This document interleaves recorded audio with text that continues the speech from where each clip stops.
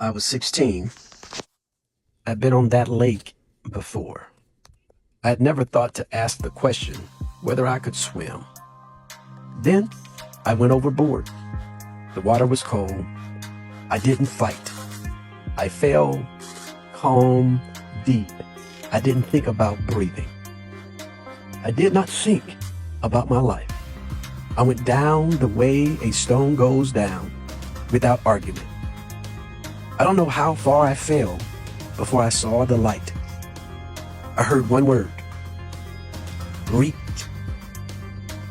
It entered me. I reached. I reached again. I reached again. They told me later I had been in the water for 2 hours. The reach took seconds. The return took 2 hours. I want you to know and hold that gap of time, because that gap is what we're going to talk about today. What happened to me in those seconds was not courage. It was not faith. It was not the thing I would learn later that was supposed to be told to me. It was a body learning a verb, reach. My nervous system wrote that word into its operating instructions before I had language for what was missing. Before I knew I was afraid. Before I knew I could die. That is fear. Fear is not what you feel. Fear is what was installed before you had words for it. I would spend the next 30 years learning that verb on dry land, in bedrooms, at dining tables, in the silence that fall between two people who used to know each other. I've sat in a room with couples for 20 years. I've watched what happens after the reaching stops. Here is what I have learned about them, about me. Fear forms a child. Then the child learns to perform. The child learns what makes the room accept them, and the child performs it. I performed acceptance. I fought to be accepted. I forgot to ask whether acceptance was love. I attached to acceptance. Nobody ever taught me that acceptance is not a through line to love. Neither did they teach you. This is what love does when love is giving enough time. It exposes what we attach to instead of it. That exposure has a name. That framework calls it exposure. Most of us call it the worst years of our marriage. Formation is what happens when fear is pressed against love enough for truth to come out. Not all at once. Slowly, a text message left unanswered, a body turning away in bed. And suddenly, the adult in the room is not the only person present. Your child, the child in you, is there too. The child who learned not to need too much, the child who learned to perform for attention, the child who learned that silence meant danger, the child who learned that anger meant abandonment, the child who learned to survive by becoming small, useful, impressive, funny, tough, invisible. That child does not disappear because we fall in love. That child becomes part of us, and it comes with us into the bedroom, into the marriage. The argument is usually an old fear looking for a new place to speak.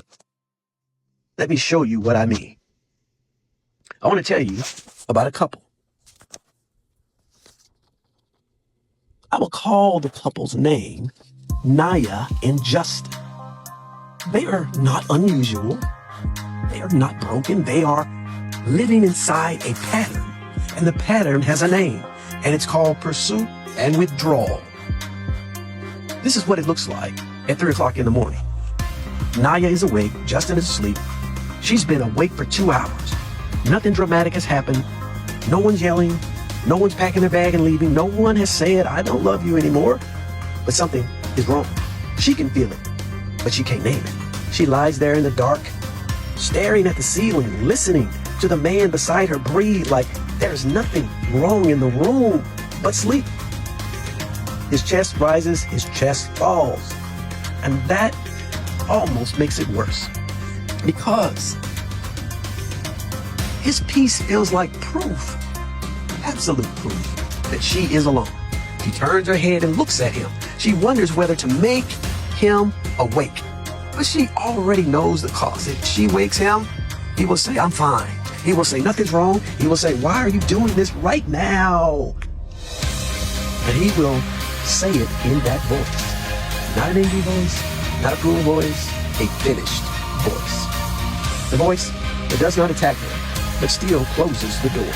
And when she hears that voice, she will not be able to unhear it. But if she does not wake him, she will lie there until morning with a body full of questions. She still will get up. She will make his coffee. She will set his cup right in front of him. He will say, "Thank you, honey." She will say, "You're welcome."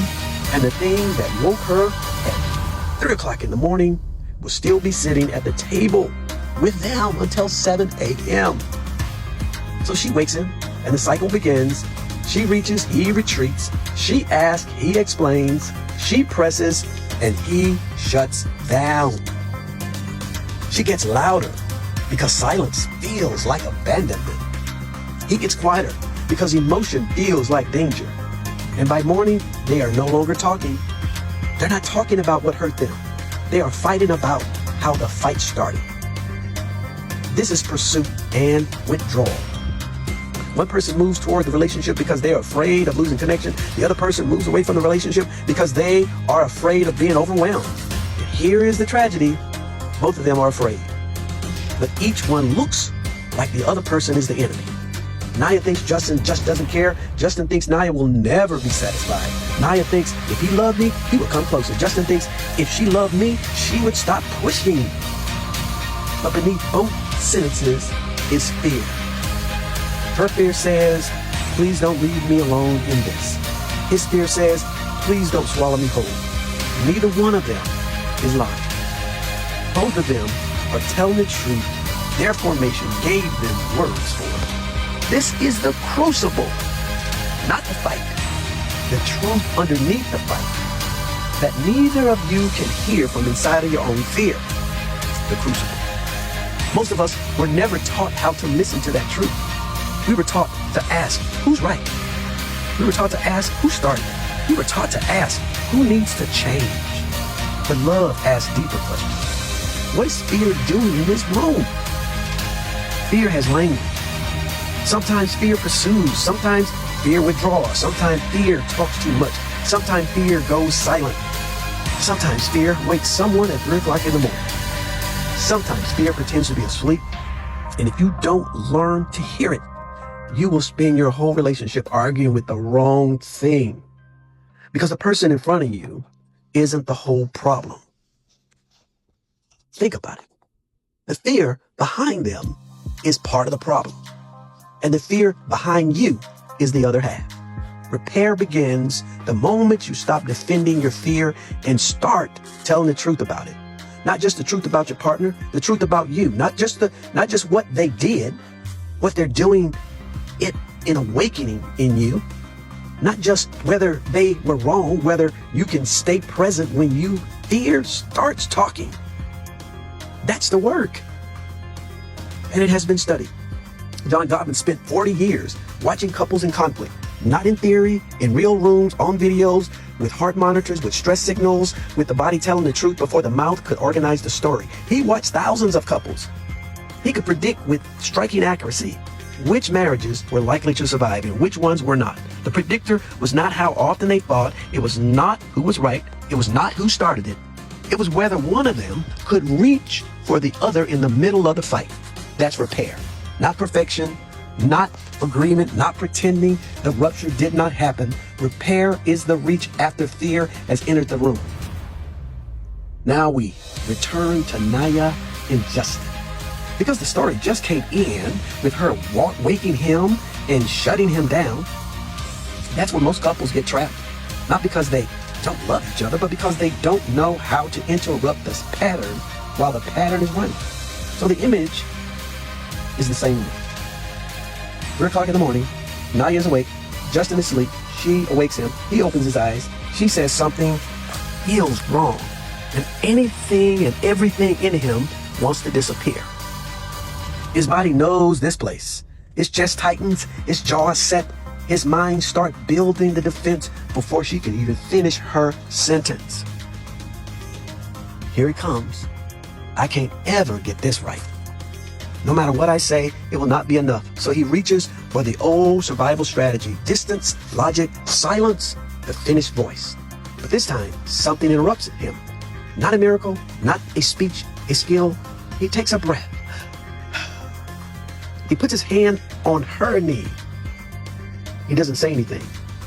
The hand is the sentence. She doesn't turn away. She puts her hand on his. Ladies and gentlemen, this is repair. Nothing is solved. The issue is still there. The fear is still there. The room is still dark. But the pattern has been interrupted. This goal, in that moment, is not to win the argument. The goal is to keep fear from becoming the leader of the room. Sometimes marriages can't do this work. Some marriages shouldn't. If what you are living with is contempt or violence or betrayal, that person will not name, nor will they stop. The work I'm describing is not the work you need. You need a different room. But for most of us, the work is still this: not avoiding rupture, rehearsing return, practicing reach again and again and again, until return becomes stronger than retreat. That's what love does. When it stops performing, it starts practicing. Listen, I was 16 when I learned the word. I spent 30 years learning what the word cost. I know what it means to be formed by fear. I know what it means to reach badly. I know what it means to want love and not know how to receive it without defending against it. I do not believe love is proven by the absence of rupture. I don't believe love is proven because two people never hurt each other, never misunderstand each other, never trigger each other, never sit in the dark wondering how they got there. Real love enters the room where fear learned to survive. Real love exposes the pattern. Real love asks for truth. Stay with me. And then love gives us a chance to return. We were taught chemistry. We were taught attraction. We were taught compatibility. We were taught if you look good together, stay together. We were taught how to find someone. We were taught how to return after fear has made us strangers. That's what we were not taught. Let me say it again. We were not taught how to return after fear has made us strangers. But return can be learned. Repair can be practiced. The reach can become a skill. Not that we never get afraid. Not that we never rupture.